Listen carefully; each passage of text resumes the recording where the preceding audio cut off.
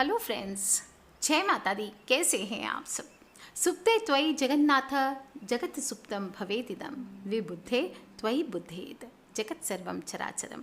दोस्तों, देवशयनी एकादशी है और मनोकामना पूर्ति की एकादशी है और ब्रह्म वैवर्त पुराण में इस देवशयनी एकादशी का विशेष महात्म्य बताया गया है। इस व्रत से प्राणी के समस्त मनोकामनाएं पूर्ण होती है। आषाढ़ माह के शुक्ल पक्ष की एकादशी है और इसे ही हम देवशयनी एकादशी, हरि देवशयनी एकादशी, पद्मनाभा एकादशी, शयनी एकादशी, प्रबोधिनी एकादशी आदि नामों से जानते हैं। और इसी एकादशी से चातुर्मास का प्रारंभ होता है। मान्यता ऐसी है कि इस दिन से ही भगवान श्री हरि विष्णु क्षीर सागर में योग निद्रा में चले जाते हैं, यानी कि शयन करते हैं और फिर 4 माह के बाद कार्तिक माह की एकादशी पर जागृत अवस्था में आते हैं। सर्वव्यापक भगवान श्री हरि विष्णु 2 स्वरूप में इस दौरान रहते हैं। एक स्वरूप में क्षीर सागर में शयन करते हैं और दूसरे स्वरूप में अपने भक्त राजा बलि के द्वार पर पाताल में द्वारपाल बनकर रहते हैं। पुराणों में इसके बारे में 2 कथाएं आती है। एक हो एक कि शंखचूर नामक असुर से भगवान विष्णु का लंबे समय तक युद्ध चला और आषाढ़ माह की शुक्ल पक्ष एकादशी के दिन भगवान श्री हरि विष्णु ने शंखचूर का वध कर दिया और क्षीर सागर में सोने चले गए। और शंखचूर से मुक्ति दिलाने के कारण देवताओं ने भगवान श्री हरि विष्णु की विशेष पूजा अर्चना की। दूसरी कथा ऐसी आती है कि वामन बनकर भगवान विष्णु ने राजा बलि की परीक्षा लेनी चाहिए और 3 पग में तीनों लोकों पर अधिकार कर लिया और राजा बलि को पाताल लोक वापस जाना पड़ा। लेकिन बलि की भक्ति और उदारता से प्रसन्न होकर भगवान विष्णु मुग्ध थे और उन्होंने बलि से जब वरदान मांगने के लिए कहा तो बलि ने भगवान से कहा कि आप सदैव पाताल में निवास करें और भक्त की इच्छा पूरी करने के लिए भगवान पाताल में रहने लगे। इससे माता लक्ष्मी दुखी हो गई। भगवान विष्णु को वापस वैकुंठ लाने के लिए लक्ष्मी माँ गरीब स्त्री का वेश बनाकर पाताल लोक पहुंची और लक्ष्मी माँ की दीनहीन अवस्था को देखकर बलि ने उन्हें अपनी बहन बना लिया। और लक्ष्मी माँ ने बलि से कहा कि अगर तुम अपनी बहन को खुश देखना चाहते हो तो मेरे पति भगवान विष्णु को मेरे साथ वैकुंठ विदा कर दो। बलि ने भगवान विष्णु को वैकुंठ विदा कर दिया, लेकिन वचन भी लिया कि आषाढ़ माह की शुक्ल पक्ष की एकादशी से कार्तिक माह के शुक्ल पक्ष की एकादशी के दिन तक हर साल पाताल में निवास करेंगे। और इसीलिए इन 4 महीनों में कोई भी शुभ कार्य नहीं होता, क्योंकि बिना विष्णु भगवान को साक्षी लिए हम कोई भी काम नहीं करते हैं। इसी समय सूर्य देव तुला राशि में प्रवेश करते हैं और इसी समय सूर्य मिथुन राशि में गोचर कर रहे हैं। और जब भगवान का शयन काल समाप्त होता है तो उसे देव उत्थानी एकादशी कहते हैं। और आषाढ़ माह के शुक्ल पक्ष की द्वादशी या पूर्णिमा या जब सूर्य का मिथुन राशि से कर्क राशि में प्रवेश होता है तो चातुर्मास के व्रत का प्रारंभ होता है। इसमें साधक को प्रतिदिन सूर्योदय के समय स्नान करना चाहिए, भगवान विष्णु की आराधना करनी चाहिए, भक्ति भाव से पूरे दिन ओम नमो भगवते वासुदेवाय का जप करें। और जो लोग भी चातुर्मास का व्रत करना चाहते हैं उन्हें शय्या शयन मांस मधु आदि का त्याग करना चाहिए। पूर्ण शाकाहारी रह करके रसदार वस्तुओं का सेवन नहीं करना चाहिए। फर्श पर सोना, सूर्योदय से पहले उठना, अधिकतर समय मौन रहना चाहिए। इन 4 माह में दूध, शक्कर, दही, तेल, बैंगन, पत्तेदार सब्जियां, नमकीन, मसालेदार भोजन, मिठाई, सुपारी, मांस, मदिरा आदि का सेवन नहीं किया जाता। श्रावण माह में पत्तेदार सब्जियां यानी कि पालक जैसे साग आदि, भादों में दही, अश्विन में दूध और कार्तिक में प्याज, लहसुन और उड़द की दाल का त्याग करना बताया गया है। बाकी मैं और आपको बताऊंगी, चातुर्मास में बहुत काम नहीं करते हैं, वो दूसरे वीडियो में बताऊंगी। आज हम देवशयनी एकादशी की बात कर रहे हैं। इस माह में आपको ध्यान रखना है तेल आदि भी नहीं लगाना है। और देवशयनी एकादशी से शुरू होता है चातुर्मास, परंतु द्वादशी, पूर्णिमा, अष्टमी और कर्क की संक्रांति से भी ये व्रत शुरू किया जा सकता है। अगर आप अभी बाद में सुने इस व्रत को तो चातुर्मास का व्रत आप उस समय से भी शुरू कर सकते हैं। दोस्तों, चातुर्मास लगने के बाद धरती पर कोई भी मांगलिक कार्य हम नहीं करते। जब वैज्ञानिक नज़रिए से देखें तो चातुर्मास के दौरान सूर्य और चंद्रमा का तेज पृथ्वी पे कम पहुंचता है, जल की मात्रा अधिक हो जाती है, वातावरण में जंतु उत्पन्न हो जाते हैं, अनेक रोगों का कारण बनता है। और जब हम हरि की बात करते हैं तो हरि शब्द सिर्फ भगवान विष्णु के लिए प्रयुक्त नहीं होता। हरि शब्द का पर्यायवाची सूर्य, चंद्रमा, वायु, विष्णु अनेक अर्थों में इसे प्रयुक्त किया जा सकता है। तो जब हरि शयन होता है, यानी कि हरि शयन का तात्पर्य है इन 4 माह में बादल और वर्षा के कारण सूर्य और चंद्रमा का तेज जब क्षीण हो जाए, तो उस समय पित्त स्वरूप अग्नि की गति शांत हो जाने के कारण शरीर की शक्ति क्षीण हो जाती है या सो जाती है। मनुष्य कोई भी काम करने में अपने आप को असमर्थ पाता है और विविध प्रकार के कीटाणु यानी कि सूक्ष्म रोग जंतु उत्पन्न हो जाते हैं। जल की बहुलता और सूर्य का प्रकाश भी भूमि पर काफ़ी कम मिलता है, इसलिए इस दौरान कोई भी आयोजन प्रयोजन नहीं करना चाहिए। दिक्कतें बढ़ जाती है, अभी भी जैसे वायरस का कहर है तो वायरस बढ़ जाते हैं, एक दूसरे के कांटेक्ट में आने से और भी अलग अलग तरीके के वायरस होते हैं। और इसीलिए इस दौरान यज्ञोपवीत संस्कार हुए, विवाह हुए, दीक्षा ग्रहण, गृह प्रवेश, यज्ञ, मकान का नींव डालना, धर्म कर्म से जुड़े जितने भी शुभ कार्य होते हैं वे सभी त्याज्य होते हैं। भगवान के सो जाने पर, इन कर्मों को करने पर ग्रह नक्षत्रों और देवी देवताओं का आशीर्वाद नहीं मिल पाता, इसलिए ये सभी कर्म शुभ फलित नहीं होते हैं।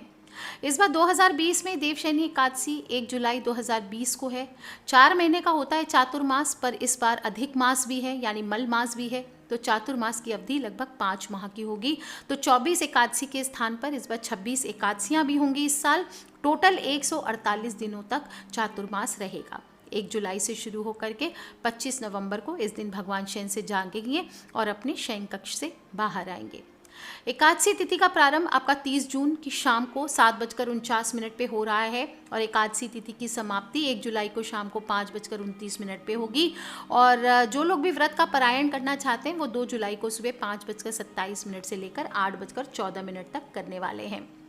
पूजा आप किसी भी समय कर सकते हैं, दिन भर शुभ है। और आपको बता दूं, इस दिन भगवान श्री हरि का विधिवत पूजन करना चाहिए। इससे सभी प्रकार के तापों का, पापों का नाश होता है, सभी प्रकार की परेशानियां खत्म होती है, मन शुद्ध होता है, सभी प्रकार के विकार दूर होते हैं, दुर्घटनाओं के योग टल जाते हैं। और देवशयनी एकादशी के बाद मनुष्य का शरीर और मन तक नवीन हो जाता है। सुबह सुबह उठकर अपने घर की साफ़ सफाई करें, मुख्य द्वार की सफाई करें, हल्दी के जल का छिड़काव करें और गंगा जल भी आप छिड़काव कर सकते हैं अगर हल्दी का जल नहीं है तो। और ओम नमो नारायणाय या ओम नमो भगवते वासुदेवाय का एकदम कंटिन्यूअस आपको इस दिन पूरे दिन जप करना चाहिए। पूजा स्थल पर भगवान श्री हरि यानी विष्णु भगवान की सोने, चांदी, तांबे या कोई भी पीतल की मूर्ति स्थापित करें। इसके बाद उसका षोडशोपचार पूजन करें। दक्षिणावर्ती शंख है आपके पास तो उसकी पूजा करने से अचानक धन की प्राप्ति होती है और इस प्रकार आया हुआ धन हमेशा फलीभूत होता है। शंख से विष्णु भगवान का अभिषेक करें, पंचामृत का अभिषेक करें, दीपक जलाएं, पीली चीज़ों का भोग लगाएं, पीले वस्त्र अर्पित करें, पीले फूलों से भगवान का पूजन करें, खीर का भोग लगाएं, खीर में तुलसी ज़रूर डालें, पीले रंग के फल, कपड़े, अनाज चढ़ाएं, बाद में थोड़ा सा फल आदि गरीबों को दान करें। भगवान विष्णु के मंत्रों का जप करें। कोई भी मंत्र याद नहीं है तो सिर्फ हरि ओम हरि ओम हरि ओम हरि ओम करके भी आप जप कर सकते हैं। हरि का नाम अपने आप में एक महामंत्र होता है। ओम नमो भगवते वासुदेवाय, ओम नमो नारायणाय।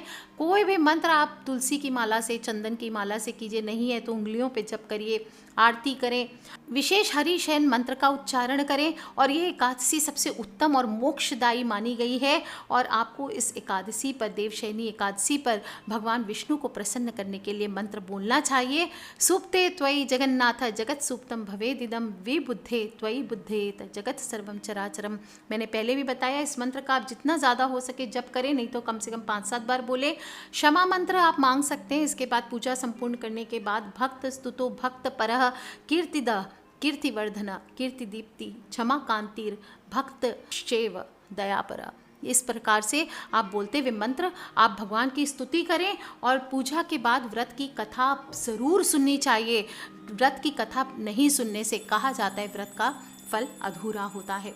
भगवान की आरती करें, प्रसाद बांटें और अंत में सफ़ेद चादर से उन्हें ढक के गद्दे वाले तकिए पर भगवान श्री विष्णु को शयन कराना चाहिए। देवशयन के बाद मांगलिक की नहीं, कुछ और कार्य भी निषिद्ध होते हैं। चातुर्मास होता है तो पलंग पे सोना, भार्या का संसर्ग, झूठ बोलना, मांस खाना, शहद, मूली, बैंगन, ये सभी वर्जित बताए गए हैं। कोई भी पूजा करते हैं साफ सुथरे स्वच्छ कपड़े पहनकर ही भगवान की आराधना करें और पूजा सामग्री में पीले फूलों का ज़रूर प्रयोग करें। शाम के समय तुलसी के सामने गाय के घी का शुद्ध दीपक जलाना चाहिए। एकादशी के दिन तुलसी में जल नहीं दिया जाता, तुलसी पत्र तोड़ा नहीं जाता, सिर्फ शाम के समय शुद्ध घी का दीपक जलाएं और ओम नमो भगवते वासुदेवाय का जप करते हुए आप तुलसी की 11 परिक्रमा कर सकते हैं। इससे भी घर में आने वाले सभी संकट और परेशानियां टल जाते हैं। इस दिन आपको श्रीमद् भागवत कथा के कुछ श्लोक वे या जितना आप पढ़ना चाहें वो आपको पाठ करना चाहिए, सुनना चाहिए और ओम नमो भगवते वासुदेवाय का ज़्यादा से ज़्यादा जप करना चाहिए। भगवान विष्णु के नामों का स्मरण करें। विष्णु सहस्त्र नाम, विष्णु कवच, नारायण कवच आदि का पाठ कर सकते हैं। इस दिन पीपल में भी जल अवश्य देना चाहिए आपको और इससे आपको हर प्रकार के कर्ज से मुक्ति मिलती है। देवशयनी एकादशी के दिन पीपल में जल देने से मनुष्य को कर्ज से छुटकारा मिलता है और श्रीमद् भागवत में पीपल के पेड़ को श्री कृष्ण भगवान का ही स्वरूप बताया गया है। इसी आस्था से पीपल को देव वृक्ष माना जाता है। भगवान श्री कृष्ण, भगवान श्री हरि विष्णु, इन सभी की भक्ति हमारे जीवन से कलह को दूर करती है, कलेश को दूर करती है, ग्रह दोषों को दूर करती है, पितृ दोष की शांति करती है और हमारे जीवन में सौभाग्य, वैभव, धन, आयु, संतान सहित हर इच्छा को पूर्ण करने वाली मानी गई है। मनुष्य को सुख को देने वाला, शनि की दशाओं से, परेशानियों से बचाने वाला माना गया है और इस दिन पीपल की पूजा में आपको एक मंत्र जरूर बोलना चाहिए। दामोदरम पद्मनाभम केशवम गरुड़ध्वजम गोविंदम अच्युतम कृष्णम अनंत पराजितम या विश्वाय विश्वेश्वराय विश्वसंभवाय विश्वपतये गोविंदाय नमो नमः। इस मंत्र का आपको जप करना चाहिए और इस मंत्र का स्मरण करते हुए पीपल की परिक्रमा करें और श्री कृष्ण या विष्णु भगवान की मिठाई का भोग लगाकर धूप दीप आरती करें और पीपल को चढ़ाया हुआ थोड़ा सा जल घर में ला करके छिड़के। इस उपाय को कलह नाशक, भाग्य संवारने वाला माना गया है। इस दिन जो सुहागन स्त्रियां हैं वो सुहाग की सामग्री भी पीपल में चढ़ाती हैं तो ये भी घर में आपके धन समृद्धि लेकर के आता है, खुशियां लेकर के आता है। और इस दिन अगर आप कुछ भी ना कर सके तो आपके घर की जो स्त्री है उसे कोई भी सुहाग चिन्ह, चाहे पाजेब हो, पोली हो, नथ हो, बिंदी हो, कोई भी चूड़ियाँ हो, कोई भी चीज़ आप इस दिन भेंट करें, ये भी बहुत लकी माना जाता है। दोस्तों, इस दिन मनोकामना पूर्ति के लिए कोई भी उपाय करें बहुत खूबसूरत होता है। भगवान विष्णु के मंदिर में जा कर के या किसी गरीब को गेहूं, चावल आदि अन्न का दान करना चाहिए। ज़रूरतमंद लोगों को ज़्यादा से ज़्यादा दान करें और देवशयनी एकादशी के दिन उपवास करके भगवान विष्णु को आप पंचामृत से ज़रूर स्नान कराएं। इसके बाद पीले वस्त्र और पीले दुपट्टे से सजाकर श्री हरि की आरती उतारनी चाहिए। उनको पान सुपारी ज़रूर अर्पित करें, मंत्रों द्वारा स्तुति करें और देवशयनी एकादशी की कथा ज़रूर सुनें। आगे मैं कथा कह देती हूँ, जो लोग भी सुनना चाहते हैं ध्यान से सुनें।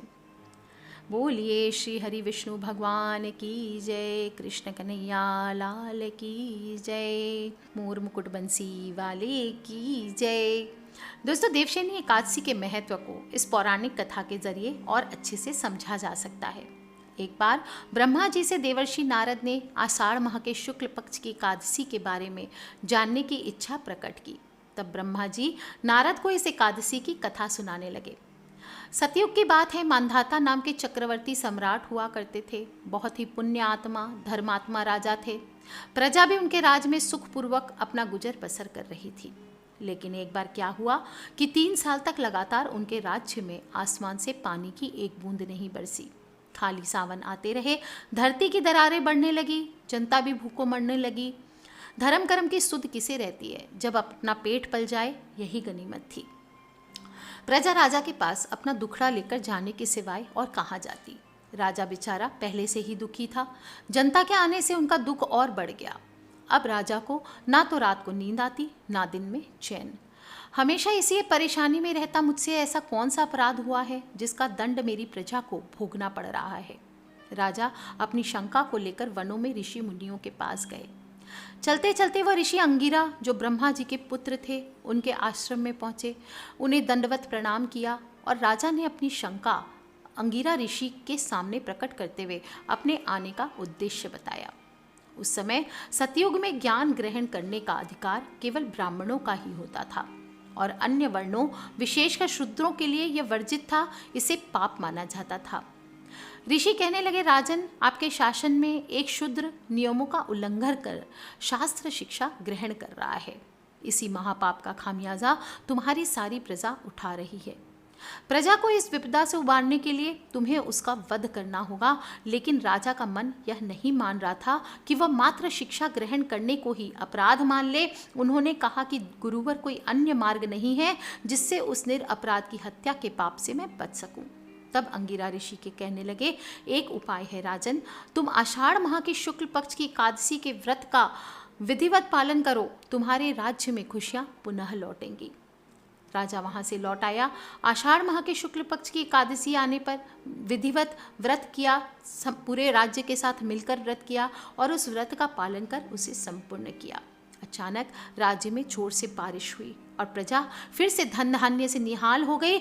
इस प्रकार बहुत ही खूबसूरत एकादशी मानी गई है ये प्रबोधिनी एकादशी, और सच्चे दिल से इस एकादशी का व्रत करने से, सच्ची श्रद्धा से इसे करने से नियम अनुसार मनुष्य की सारी विपदाएं कटती है और मनुष्य के जीवन में खुशियां और हरियाली आती है। 5 महीने तक पाताल लोक में भगवान विष्णु निवास करेंगे और महादेव संभालेंगे पूरी पृथ्वी का भार। तो देवशयनी एकादशी पर ध्यान रखें। इस प्रकार से बिना क्रोध करते हुए, ब्रह्मचर्य का पालन करते हुए, बिना चावल का सेवन किए हुए, बिना जौ का सेवन किए हुए, बिना नमक का सेवन किए, इस दिन सेंधा नमक का सेवन करें, ये इंपॉर्टेंट होता है। प्याज, लहसुन, मांस, मदिरा आदि का भोजन किए बिना सारे दिन मन ही मन ओम नमः शिवाय, ओम नमः शिवाय, ओम नमः शिवाय इसका जप कीजिए। ओम नमो भगवते वासुदेवाय, ओम नमो भगवते वासुदेवाय, इन मंत्रों का जप कीजिए। और फिर देखिए, पीपल की पूजा आपको इस दिन ज़रूर करनी चाहिए। पीपल के सामने जो मंत्र मैंने बताया खड़े होकर के वो बोलें, और हर प्रकार के कर्ज से मुक्ति मिलेगी। घर में आपकी कोई भी मनोकामना है वो पूर्ण होगी। और अपने फ्रेंड्स, फैमिली, मम्मी पापा, भाई बहन, बच्चे, जो लोग भी लगता है बहुत ज़्यादा सफ़र कर रहे हैं, उन सभी से इस एकादशी के उपाय को ज़रूर शेयर करें। उन्हें बताएं कि आने वाला चातुर्मास में बेसिक चीज़ें क्या की जाती है, क्या नहीं, क्योंकि चातुर्मास की शुरुआत है। हमारे संस्कारों में बहुत ही साइंटिफिक तरीके से हमारे जो महीने हैं उन्हें डिवाइड किया गया है। तो आप भी इस चीज़ को जानें, अपने बच्चों से स्पेशली शेयर करें ताकि सभी लोग इसे जान सकें, और अपने फ्रेंड्स, फैमिली, मम्मी पापा, भाई बहन, बच्चे सभी लोगों से शेयर करें, सब्सक्राइब करके रखें ताकि आने वाले वीडियो से आप और मैं कनेक्टेड रह सकें। Love you all friends, take care, जय माता दी, बम बम भोलेनाथ की। आप सभी का दिन बहुत ही शुभ रहे और देवशयनी एकादशी की आप सभी को हार्दिक शुभकामनाएं। आने वाला समय आप सभी के लिए कष्टों से मुक्त हो और भगवान माता रानी आप सभी की मनोकामना को पूर्ण करे। इसी कामना के साथ आज के लिए take care, love you all, जय माता दी, बम बम भोलेनाथ की।